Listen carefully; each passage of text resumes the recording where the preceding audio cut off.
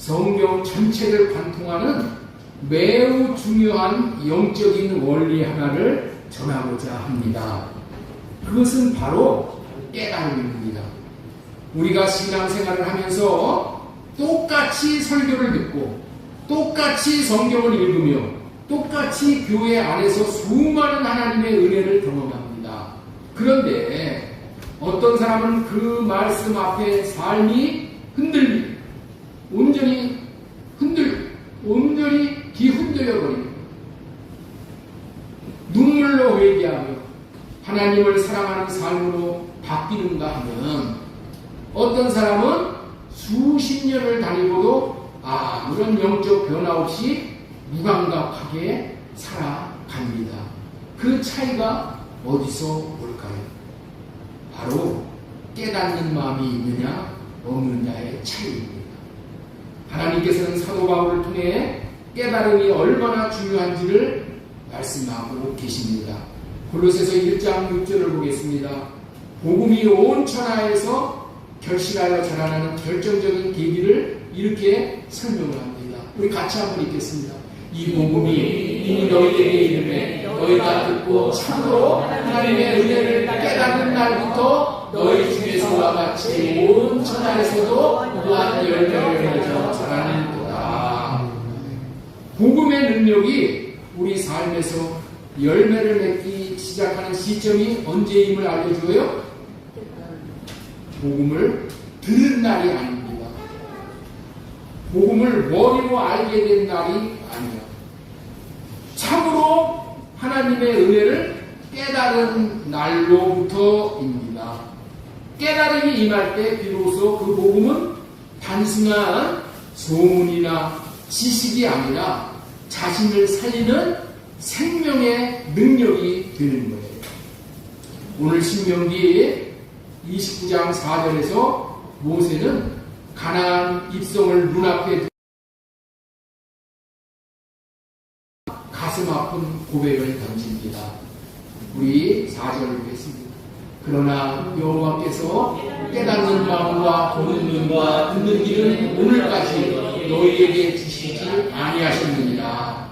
모세는 왜 지난 40년의 광야 생활을 회고하면서 이 말을 하고 있을까요? 오늘 우리는 이 말씀을 통해 하나님께서 맺으신 첫 언약과 둘째 언약의 차이를 깊이 이해하고 둘째 언약 안에서 우리에게 주어진 깨닫는 마음의 복음이 얼마나 위대한 은혜인지를 함께 확인했으면 좋겠습니다. 첫 번째 그래서 소제목으로 전해드리고자 하는 말씀은 첫 언약의 한계가 뭐냐? 첫 언약의 한계. 깨닫는 마음이 없을 때 일어난 일이에요. 첫 언약은 깨닫는 마음이 없었을 때 있었던 언약이라는 거예요. 이스라엘 백성들이 출애굽할 당시를 생각해 보세요. 그들은 전무후무한 수많은 기적을 눈으로 똑똑히 보았습니다. 신명기 29장 2절에 그렇게 말씀을 하셔요. 모세가 온 이스라엘을 소집하고 그들에게 이르되 여호와께서 애굽 땅에서 너희의 목전에 바로와 그의 모든 신하와 그의 온 땅에서 행하신 모든 일을 너희가 보았나니. 바로 앞에서 하나님께서 모세를 쓰셔서 일으킨 그 기사와 이적을 다 봤다는 거예요. 그것이 뭐라? 3절. 곧 그 큰 시험과 이적과 큰 기사로. 기사는 뭐예요? 미러클을 얘기해요. 미러클. 기적을 얘기하는.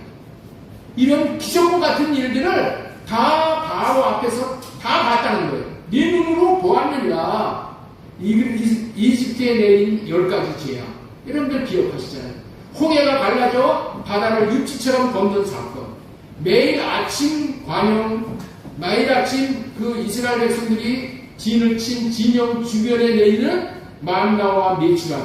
아니 광야에서 자고 나면은 만나 메추라기가 내려오는 거야. 이런 걸 어찌 이런 일이 일어날 수 있어요? 그런 기적을 봤다는 거예요. 낮에는 더워서 견딜 수가 없잖아요. 살 수가 없어. 그럴 때 낮에는 구름 기둥으로, 밤에는 추워서 또 잘 수가 없어. 견딜 수가 없어. 불기둥으로. 이런 놀라운 일들을 육신의 눈과 귀로는 하나님 하나님의 역사를 매일같이 보고 들었다는 거예요. 육신으로 그걸 보고 들었어. 그러나 그들의 끝은 무엇이었습니까?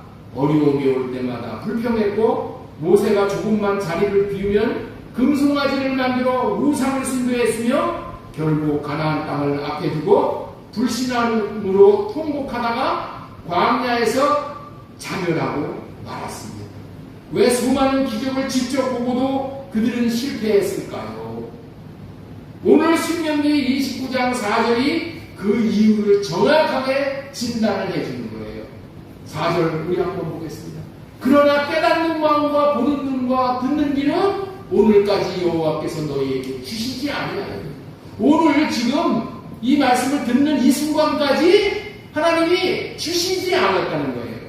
첫 언약인 호렙산 시내산에서 세운 모세 언약에서는 언약으로 보는 눈과 듣는 귀를 주시지 않았기 때문에 율법을 지킬 수가 없었다고 분명히 밝히시고 있는 거예요. 이러한 이유로 호렙에서 받은 율법을 지킬 수 없었으나 이제 신명기 29장에서는 다른 언약을 말씀하고 계시는 거예요. 다른 언약을 말씀하고자 하시는 거예요. 그것이 뭐냐? 신명기 29장 1절 말씀이에요. 자, 보겠습니다. 호렙에서 이스라엘 자손과 세우신 언약 외에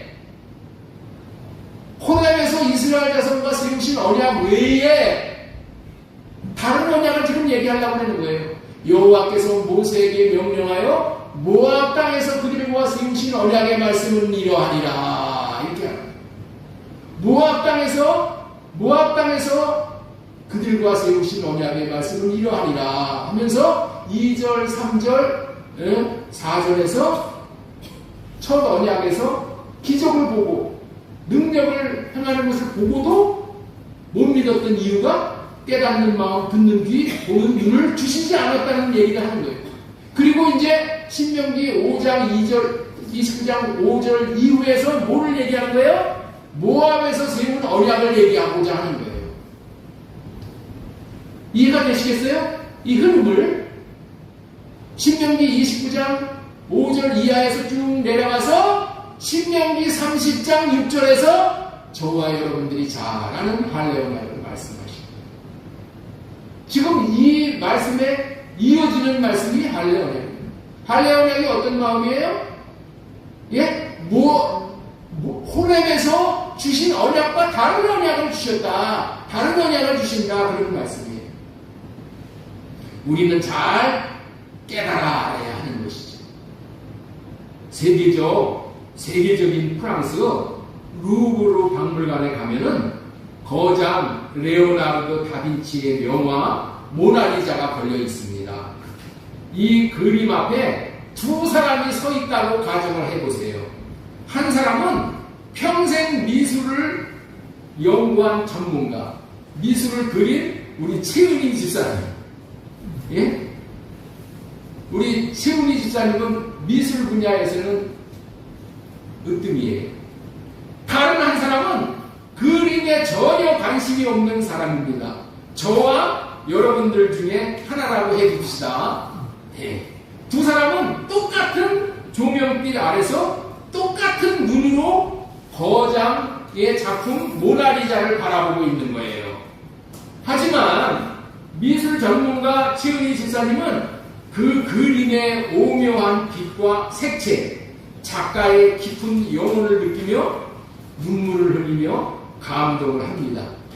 그런데 반면에 그림의 가치를 깨닫지 못하는 저는, 또 여러분들은, 아니 나무 틀에 물감 좀 칠해놓은 게 왜 이렇게 비싸지? 배가 고픈데 밥이나 먹으러 가자 하고 말합니다. 두 사람의 차이는 시력에 있지 않습니다. 그 작품의 가치를 알아보는 내면의 눈, 안목이 있느냐 없느냐의 차이입니다. 이스라엘 백성들이 딱 이와 같았습니다. 그들은 홍해가 갈라지는 우주적인 기적을 육신의 눈으로 직접 보았습니다. 그러나 그 기적을 베푸시는 하나님의 거룩함, 하나님의 신실함, 약속을 지키시는 신실함, 그리고 하나님의 사랑을 알아보는 영적인 안목, 깨닫는 마음이 없었다는 것이죠. 그러니 기적을 경험하고도 돌아서면 불평하고 금송아지를 만들어 세웠던 거예요. 하나님께서 시내산에서 맺으신 첫 언약은, 호렙산에서 맺으신 첫 언약은 돌판에 새겨진 거룩한 율법이었습니다. 그러나 그 첫 언약 아래에 있던 인간에게는 깨닫는 마음이 없었습니다.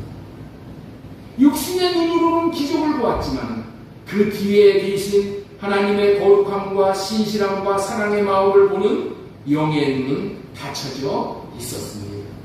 육신의 귀로는 율법의 말씀을 들었지만 그 말씀에 목숨을 걸고 순종하고자 하는 영의 귀는 열리지 않았습니다.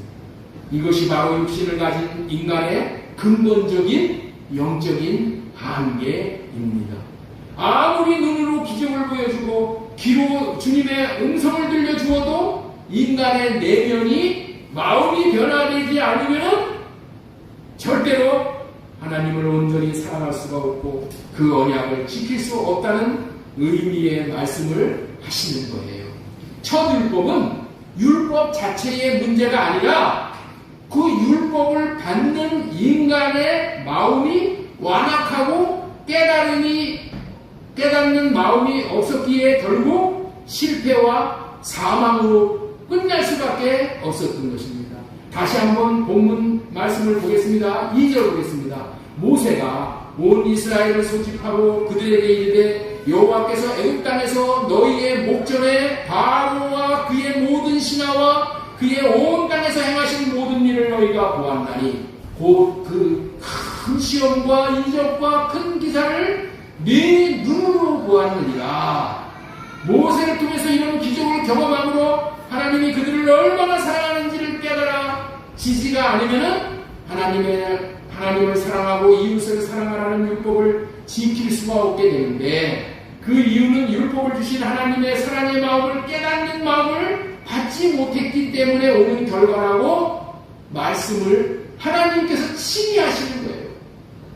깨닫는 마음을 받지 못했기 때문이다. 4절 다시 한번 우리 같이 읽겠습니다. 그러나 깨닫는 마음과 보는 눈과 듣는 귀를 모를까지 너희에게 주시라. 율법은 주셨어. 율법은 주셨어. 좋은 율법은 줬는데 이 마음을 주시지 않았기 때문에 지킬 수가 없었다.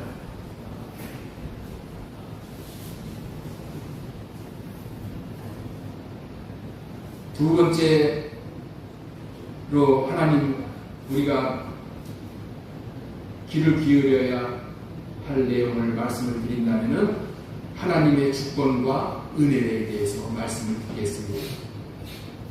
깨닫는 마음은 하나님이 주시는 선물이다. 모세가 하나님께서 깨닫는 마음을 주시지 아니하셨다고 말하는 것은 하나님이 일부러 그들을 방해하셨다는 뜻일까요? 결코 그렇지 않습니다.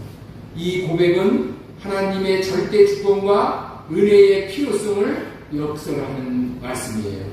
영적인 깨달음과 참된 믿음은 인간이 스스로 노력하거나 대단한 경험을 하거나 지식을 쌓는다고 해서 얻어지는 것이 아니라는 거예요. 오직 하나님께서 마음을 열어주셔야지만은 가능한 은혜의 선물인 거예요. 깨닫는 마음, 보는 눈, 듣는 귀는 하나님의 전적인 은혜의 선물이라는 거예요. 누가복음 24장을 보면은 예수님이 십자가에서 돌아가신 후 절망에 빠져 엠마오로 내려가는 두 제자의 이야기가 나와요. 부활하신 예수님이 그들 곁에 다가오셔서 함께 걸어가시면서 성경을 풀어 설명을 해 주셨습니다.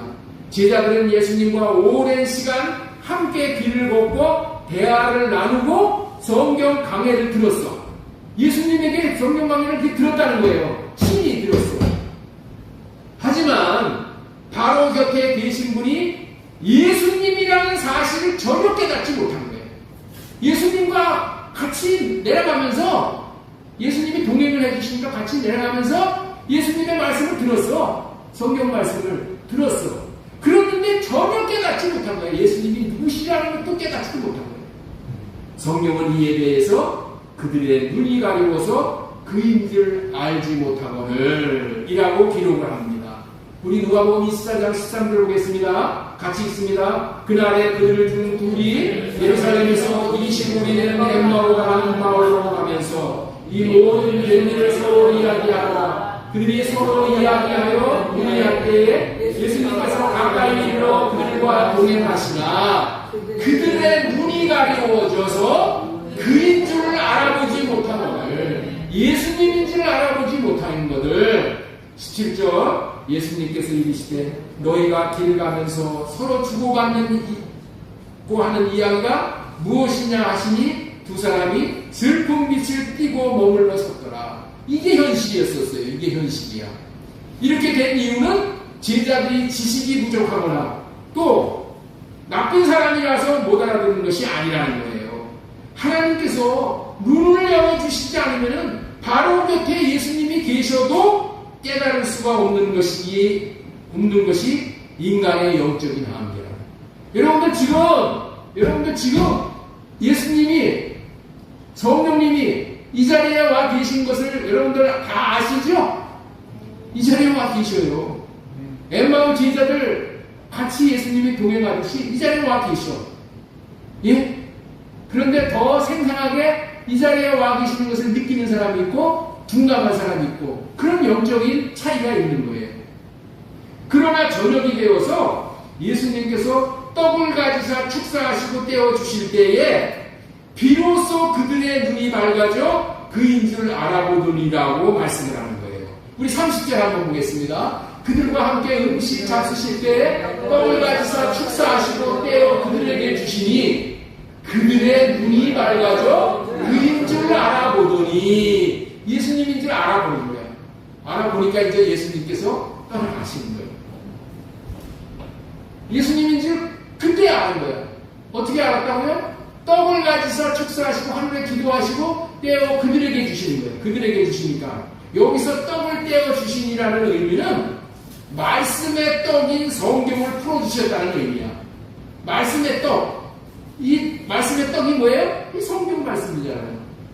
이거를 풀어주셨더니 그런 뜻이야. 우리 32절 보겠습니다. 그들이 서로 말하되 길에서 우리에게 말씀하시고 우리에게 성경을 풀어주실 때에 우리의 마음이 뜨겁지 아니하더냐. 응? 성경을 풀어주실 때에 우리의 마음이 뜨겁지 아니하더냐. 여러분들 이 시간도 이렇게 성경의 말씀을 세언약의 말씀을 여러분들에게 풀어드릴 때 마음이 뜨거워지는 사람이 있어요. 사모하는 사람들에게 기도하고 와서 듣고 여기 와서 예배 드리기 전에 할례 받고 내 생각과 마음을 할례시켜주세요. 주님의 마음으로 듣게 해주세요. 이렇게 기도하고 부르는 사람들은 어느 날 어떤 순간에 물이 동하듯이 뜨거워지는 것을 경험하는 역사가 있을 줄로 믿습니다. 하나님의 말씀, 성경을 풀어주실 때에 떡을 가지사 축사하시고 떼어주실 때에 성경을 풀어주실 때에 속에서 마음이 뜨거워지는 역사가 일어나는 거예요.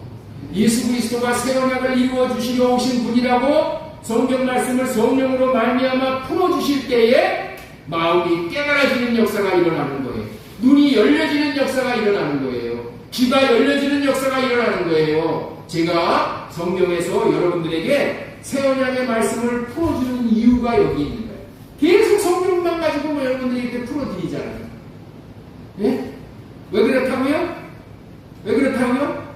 깨달아지게 하기 위해서. 눈이 열려지게 하기 위해서. 귀가 열려지게 하기 위해서.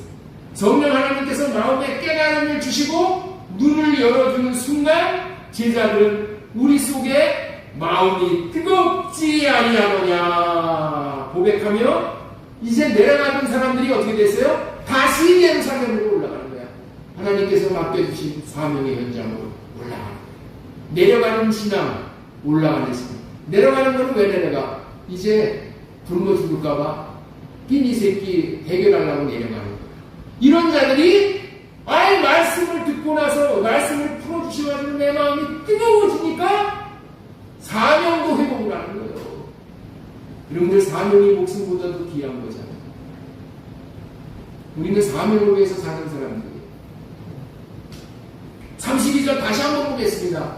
그들이 서로 말하되 길에서 우리에게 말씀하시고 우리에게 성경을 풀어주실 때에 우리 속에서 마음이 뜨겁지 아니하더냐 하고, 이 원리를 깨닫는 마음과 보는 눈과 듣는 귀를 받는 영적 원리라고 하는 거예요. 이 원리가 성경 전체를 관통하는 거예요. 성경 전체가 이렇게 해서 열려지는 거예요. 이사야 6장 9절 10절에서도 보면은 이사야 선지자도 이스라엘 백성들이 보아도 알지 못하고 들어도 깨닫지 못함을 탄식했어요.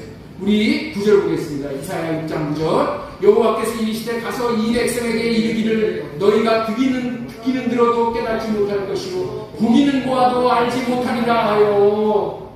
마태복음 13장 13절 15절에서도 예수님께서 비유로 말씀하신 이유는 역시 마음이 완악하여 보아도 보지 못하고 들어도 깨닫지 못하는 인간의 영적 무지를 직접 지적하시기 위함이었어요. 13절 마태복음 13절 그러므로 내가 그들에게 비유로 말하는 것은 그들이 보아도 보지 못하며 들어도 듣지 못하며 깨닫지 못하느니라. 로마서 11장 8절에도 사도 바울 역시 이 신명기 29장 4절을 직접 인용하면서 하나님께서 은혜를 베풀지 않으시면은 인간은 완악함 가운데 거할 수밖에 없다. 하나님께서 은혜를 베풀지 않으면 우리는 완악함 가운데서 벗어날 길이 없다는 거예요. 로마서 11장 8절 기록된 바 하나님이 오늘까지 그들에게 혼미한 심령과 보지 못할 눈과 듣지 못할 귀를 주셨다 함과 같으니라. 성도 여러분, 이것이 우리에게 시사하는 바가 아주 큰 거예요. 우리가 오늘 예수 그리스도를 주로 고백하고 하나님의 말씀이 믿어지며 자신의 죄가 깨달아지고 눈물을 흘릴 수 있다는 것, 이것은 나의 능력이 아니야. 나에게서 오는 것이 아니야. 나의 지혜가 아니라는 거예요. 하나님께서 나에게 깨닫는 마음과 보는 눈과 듣는 귀를 거저 주셨기 때문에 가능하게 된 최고 수준의 은혜인 줄 믿으시기 바랍니다. 예. 세 번째로 전해드린 말씀은 모압에서 세운 둘째 언약. 이제 호렙에서 세운 첫째 언약은 깨닫는 마음, 보는 눈, 듣는 귀를 주시지 않았어. 그런데 모압에서 세운 이 언약은 뭘 주셨다고요? 깨닫는 마음, 보는 눈, 듣는 귀를 주신다. 이제는 모세는 모압 평지에서 출애굽 이 세대를 모아놓고 둘째 언약, 모압 언약을 선포합니다. 잠시 모압 평지가 어떤 곳인가에 대해 말씀드리고 넘어가겠습니다. 우리는 모세의 율법을 받은 호렙산, 신의 산에 대해서는 많이 들어. 그런데 정작 중요한 모압이 어떤 곳인지는 모르고 있다는 거예요. 왜 그럴까요? 왜 그럴까요? 모압이 어딘지를 모르게 마귀가 덮어놓고 있으니까 성경을 덮어놓고 있어요. 새 언약의 복음이 가려워져 있기 때문이라는 거예요. 모든 교회들마다 호렙산에서 받은 언약, 지킬 수 없는 언약을 가르치고 배우고 하지만은 깨닫는 마음과 보는 눈과 듣는 귀를 주심으로 지킬 수 있는 언약에 대해서는 함구하고 있다는 거야. 네? 지킬 수 없는 호렙에서 주는 이 언약은 호렙에서만 없고 신내산에서 애국에서 출애굽한 지 50일 만에 와가지고 거기서 언약을 받았다, 계명을 받았다, 이런 얘기는 많이 들어. 그런데 그 계명은 지킬 수가 없는 계명이야. 그런데도 그걸 가지고 그냥 많은 얘기들을 하죠. 그런데 하나님께서 모압에서 주신 이 언약, 이거는 어떻게 해야 돼? 깨닫는 마음을 주시고 보는 눈을, 듣는 귀를 주심으로 인해서 지킬 수 있게 되는 언약이야. 근데 이거는 몰라.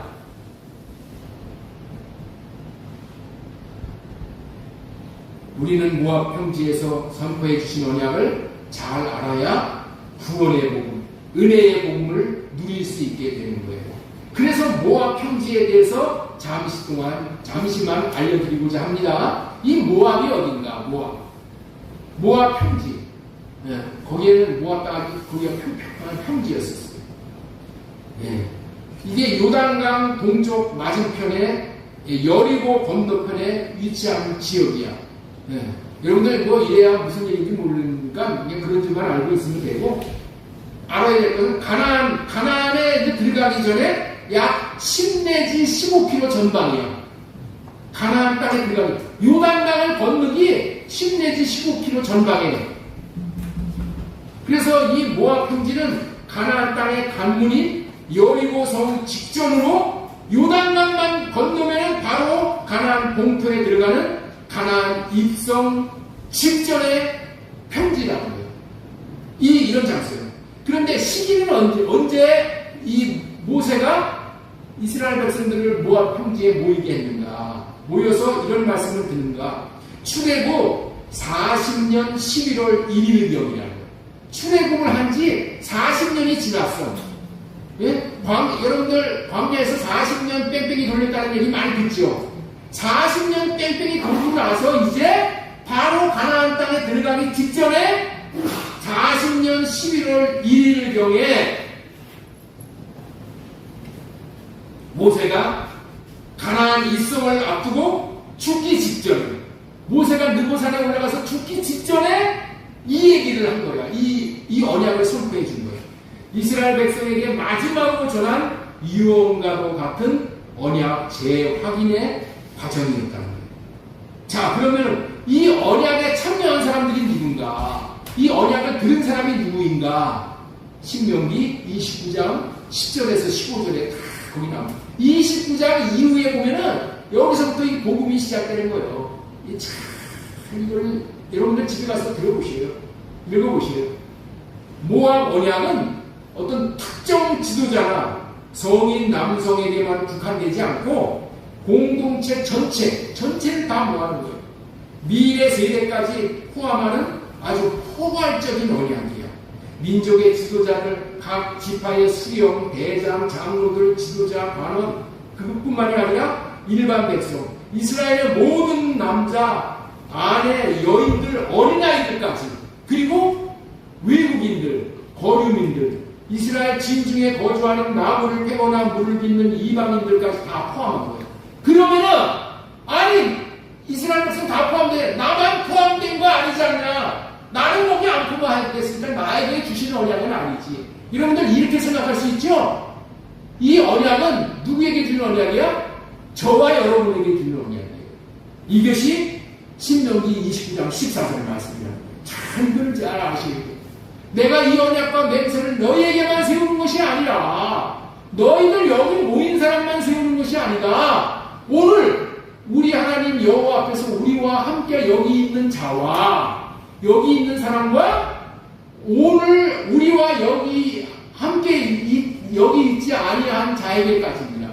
여기 함께 있지 않은 자가 누구예요? 저와 여러분이야. 저와 여러분들까지도 지금 이 언약의 수혜자가 다 된 거예요. 새 언약은 그런 언약이에요, 여러분들. 하나님이 이 새 언약으로 인해서 우리 모두를 구원시키고자 하는 거예요. 저는 이 언약을 깨닫고 나서 이제 제가 갈 길이 다 정해져 있는 거예요. 이 언약 외에 구원의 언약이 없어. 여러분들 있죠? 이 언약의 내용이 어떤 거냐? 저는 신대원 때에 신명기는 어떠한 책인가에 대해서 공부를 했어요. 배웠다는 얘기죠. 신명기는 어떠한 책이냐? 출애굽한 1세대, 출애굽 1세대들은 이제 신야산에서 언약을 다 들었어요. 그런데 이제 이 모압 평지에 이르렀을 때는 40년이라는 세월이 흘렀기 때문에 이 출애굽 1세대들은 다 죽어버렸어. 다 죽어버렸기 때문에 광야에서 태어난 2세들만 남아있다는 거예요. 이들은 모세의 율법을 직접 듣지를 못한 세대들이기 때문에 율법을 다시 듣고 또 가르침을 받을 필요가 있었기 때문에 이제 모세가 율법을 다시 말하는 것이다. 이 율법을 다시 말하는 것이다. 신명기. 새로 다시 명령한다. 우리 신명기 좀 띄워주세요. 예, 여기 보면은 신명기. 펼친, 거듭 말하다, 밝히다, 이런 의미라는 거예요. 영어로 말하면 듀트로놈이라고 그래요. 여기 LOMI, 뒤에 놈이라는 얘기는 이게 법이라는 얘기야, 법. 이 법을 듀트로노미. 이걸 다시 두 번째 말한다, 그런 의미야. 그래서 신명기라는 뜻이 그런 의미예요. 라고 우리가 붙였다는 거예요.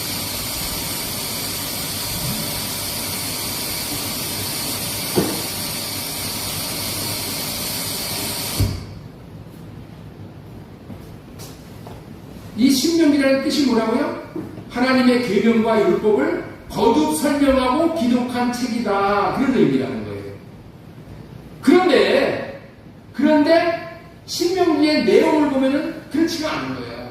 이렇게만 알면 거듭 두 번 출애굽 1세대가 못 들었던 거 다시 이들의 못 들었던 세대들한테도 다시 알려주고 다 듣게 해야 된다. 이런 뜻으로만 알면은 모압 언약의 의미를 한없이 약화시킵니다. 신명기 29장에서 체결된 모압 언약에 대한 중요한 내용은 다음과 같은 거예요. 첫 언약이 돌판에 새긴 율법을 주고 너희가 지키라고 했던 언약이라면은 돌판에다가 율법을 새겨놓고 너희가 지켜라 이렇게 말했던 언약이라면은 둘째 언약은 인간의 한계를 선언하고 너희들은 못 지킨다는 거야. 하나님께서 직접 우리의 마음을 바꾸어 주시겠다는 은혜의 언약인 거예요. 이게 모압에서 선포하는 언약이라는 거예요. 깨닫는 마음을 주셔서 예수 그리스도를 새 언약의 중보자로 믿고 받아들여서 생명을 얻되 풍성히 얻는 그러한 계명이라는 거예요. 이것을 지킬 수 있게, 계명을 지킬 수 있게 해주시는 언약이 이게 모압에서 주신 언약이라는 거예요. 예화 하나 드리겠습니다. 어느 가정에 엄격한 아버지가 계십니다. 아버지가 매일 밤 9시까지 집에 들어오라고 강력한 계명을, 규칙을 세워놨어요.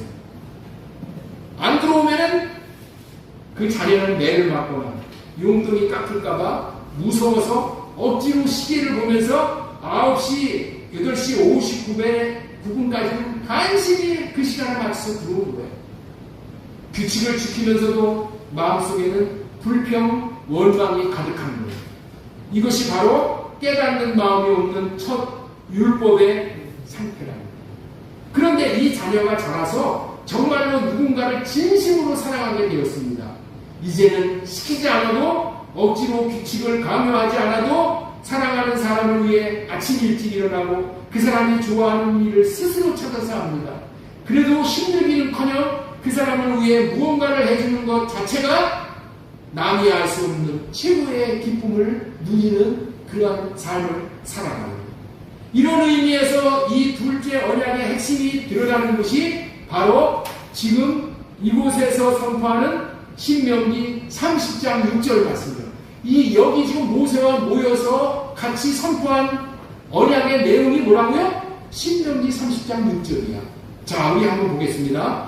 네 하나님 여호와께서 네 마음과 네 자손의 마음에 할례를 베푸사 너로 마음을 다하며 뜻을 다하여 네 하나님 여호와를 사랑하게 하사 너로 생명을 얻게 하실 것이며. 할렐루야. 바로 이것이 둘째 언약의 본질이며 신약 시대 우리가 누리는 복음의 핵심입니다. 첫 언약은 너 스스로 지켜라. 그러나 깨닫는 마음이 없었으므로 실패했다는 거예요. 둘째 언약은 너의 힘으로는 안 된다. 그러므로 내가 네 마음의 가죽을 베어내는 마음의 할례를 해주겠다. 마음의 할례를 해주겠다. 그런 의미야. 에레미야 4장 4절 보겠습니다. 유다인과 예루살렘 주민들아, 너희는 스스로 할례를 행하여 너희 마음의 가죽을 베고 나 여호와께 속하라. 두 번째 언약은 어떤 언약이라고요? 할례를 해주셔서 하나님 앞에 하나님께 속하게 해주겠다는 언약입니다. 그리하지 아니하면 너희 악행으로 말미암아 나의 분노가 불같이 일어나 살리니 그것을 뺄 자가 없느니라. 마음가짐을 벗겨내는 할례를 받고 하나님께 속하게 되면 네게 깨닫는 마음을 주어서 네가 마침내 하나님을 참으로 사랑하게 만들고 생명을 누리게 하겠다. 그런 언약이다. 이게 둘째 언약이고 모압에서 선포한 언약이다. 첫 언약에서는 깨닫는 마음이 없어서 율법을 지킬 수가 없었고 결국 죽음에 이르렀지만은 모압에서 선포된 둘째 언약은 하나님이 친히 깨닫는 마음의 할례를 해주시겠다는 약속입니다. 이 약속은 훗날에 에레미야 선지자가 말한 내가 나의 법을 그들의 속에 두며 그들의 마음에 기록하여 라고는 새 언약으로 이어지고 마침내 예수 그리스도의 십자가와 성령의 인재를 통해 우리 삶 가운데 완전히 성취하게 되었습니다. 새 언약의 중보자로 예수 그리스도를 마음에 계시게 하면은 성령께서 마음에 자정을 하십니다. 그 성령님이 우리 안에 오셔서 하시는 일이 무엇입니까? 바로 우리 마음에 할례를 해주시고 깨닫는 마음을 주시는 거예요. 깨닫는 마음을 주시면 하나님의 사랑이 어떠한지를 깨달아져서 하나님을 사랑하게 하사 생명을 얻게 해주시는 언약입니다. 마음의 할례를 받고 깨닫는 마음을 얻게 되니 억지로 율법을 지키는 종이 아니라 하나님을 진심으로 사랑하는 자녀가 됩니다. 나를 사랑하신 그 사랑을 마음에 깨닫게 되니 주님의 말씀에 순종하는 것이 기쁨이 되고 그 순종의 삶 속에서 하나님이 주시는 참된 생명과 복을 누리게 되는 거예요. 이것이 바로 둘째 언약이 주는 복음의 능력입니다. 다시 강조합니다. 흔히들 모압에서 세운 언약을 모세 율법을 못 들은 신세대들에게 율법을 다시 명령하는 말씀으로 알고 있고 가르치고 있습니다. 그런 생각은 이 모압 언약의 의미를 어떻게 하는 거라고요? 약화시키는 표현이고 성령이 역사하여 깨닫게 해줌으로 계명을 지킬 수 있게 해준다는 언약을 못 듣게 하는 큰 과오를 범하는 거예요. 신명기 29장 1절과 신명기 30장 6절을 연결하여 모압 언약을 단순한 시내산 언약의 재확인이 아닌 마음의 할례를 통한 새 언약의 예언적 출발로 우리는 바라보고 믿어야 될 줄로 믿습니다. 모압 언약은 단순히 율법을 선포하는 장소만 바뀐 재확인을 넘어서 구속사적으로 첫 언약의 한계를 넘어서는 새 언약을 바라보게 하는 연결고리의 역할을 하는 거예요. 이 세 가지 핵심 포인트로 이 세 가지를 핵심 포인트로 정리하면 이렇습니다. 첫 번째 한번 보겠습니다. 자, 깨닫는 마음의 구제와 모압 언약의 특징은 어떠냐? 모세는 신명기 29장 4절에서 출애굽 1세대와 2세대가 하나님의 행하신 큰 표적과 기사를 눈으로 보았음에도 불구하고 율법을 지키는 데 실패할 수밖에 없었던 이유를 이렇게 설명을 한다고 했죠. 4절. 그러나 깨닫는 마음과 보는 눈과 듣는 귀는 오늘까지 여호와께서 너희에게 주시지 아니하였느니라. 첫 언약의 한계가 율법을 돌판에 기록하여 밖에서 법을 지키라고 지시는 해줬으나 인간의 부패한 본성은 그것을 지킬 능력이 없었습니다. 그러나 모압에서 세운 언약의 지향점은 모세는 인간 스스로의 의지나 행위로는 언약을 지킬 수 없음을 폭로하면서 하나님께서 내면을 변화시켜 주셔야 하지만 언약이 완성된다는 점을 전제로 모압 언약을 선포하고 모압 언약을 매겨주시는 것입니다. 이 언약이 마음의 할례와 새 언약으로 확장이 되는 거예요. 신명기 30장 6절은 구약에서 새 언약의 핵심 사상이 가장 명확하게 드러나는 구절이 신명기 29장 1절이에요. 자, 다시 한번 반복해서 우리 마음에 새기도록 하겠습니다. 같이 읽겠습니다. 시작! 호람에서 이스라엘 자손과 세우신 언약 외에 여호와께서 모세에게 명령하여 모압 땅에서 그들과 지으신 언약의 말씀을 이루합니다. 이 언약의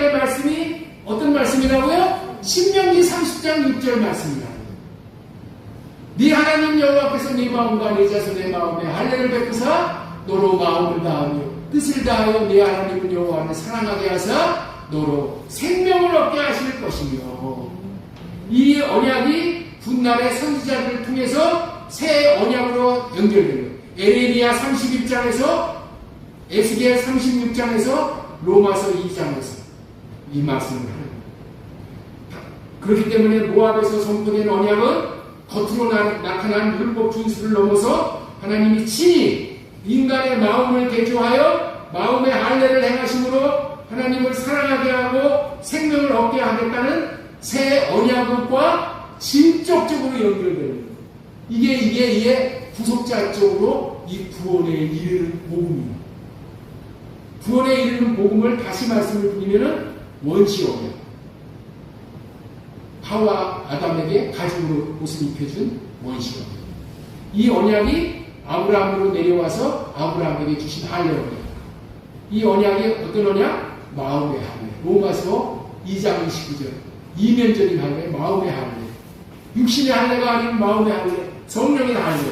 이걸 통해서 우리가 깨닫는 마음과 보는 눈과 듣는 귀를 받음으로 인해서 하나님의 마음이 깨달아지지 않는 거예요. 십자가의 은혜가 깨달아져서 알고, 하나님의 사랑이 깨달아져서 알므로 인해서 그 사랑을 받아들이는 거예요.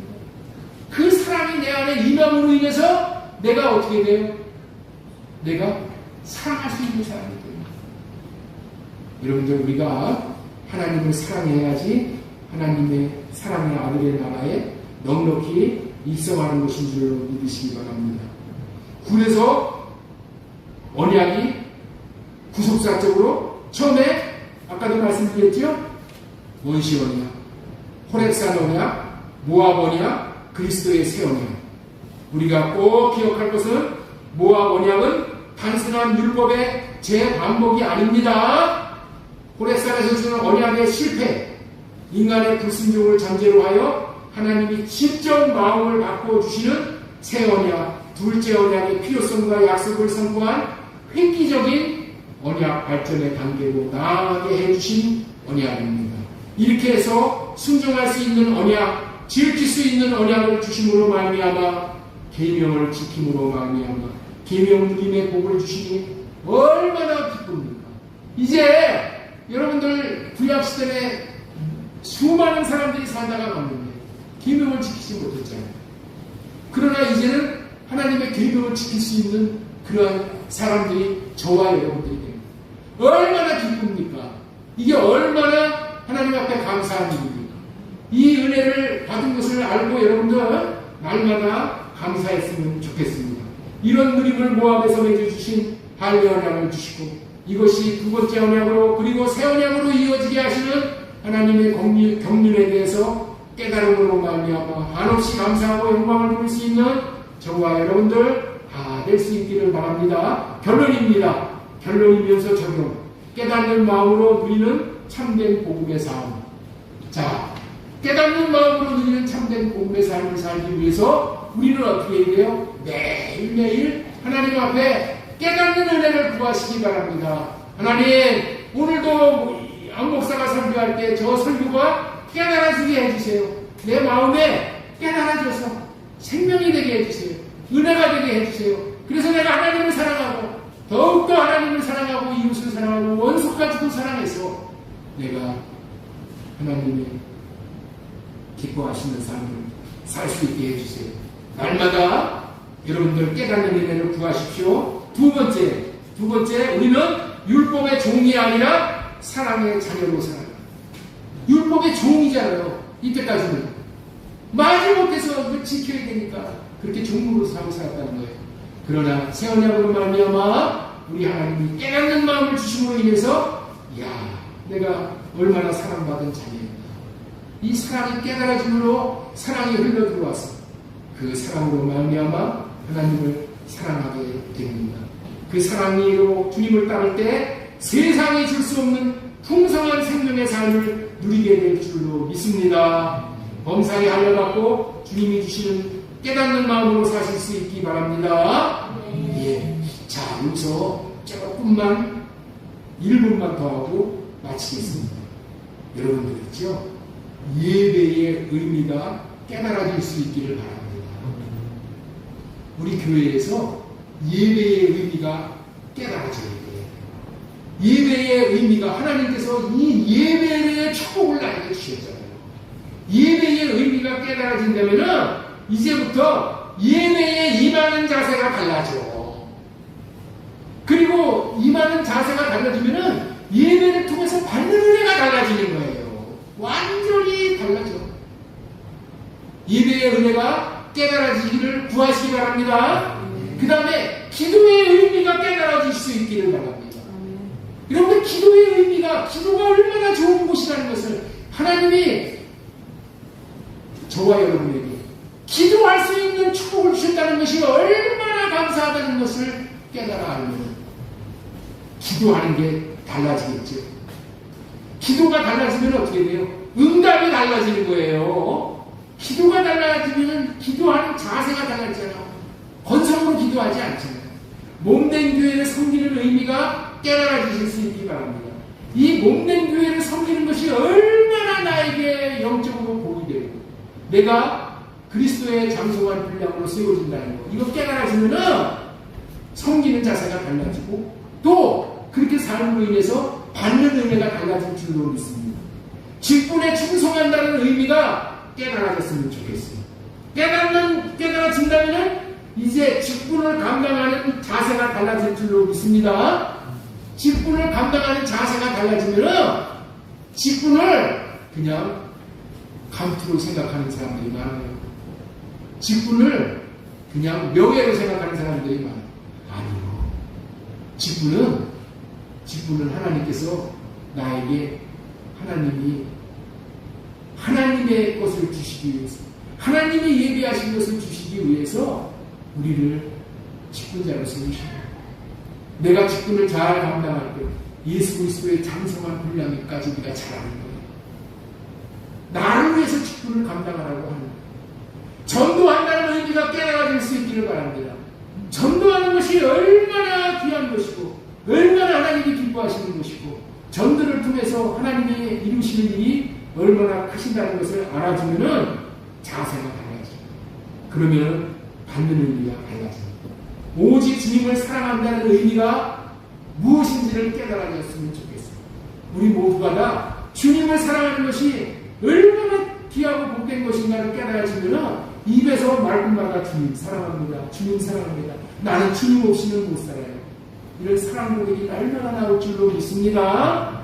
오늘 예배드리는 모든 성도님들 심령 가운데 하나님께서 깨닫는 마음과 보는 눈과 듣는 귀를 환하게 열어주셔서 새언약의 생명과 사랑을 날마다 누리시는 복된 인생이 되시기를 주 예수님의 이름으로 소망드리고 축원합니다. 아멘.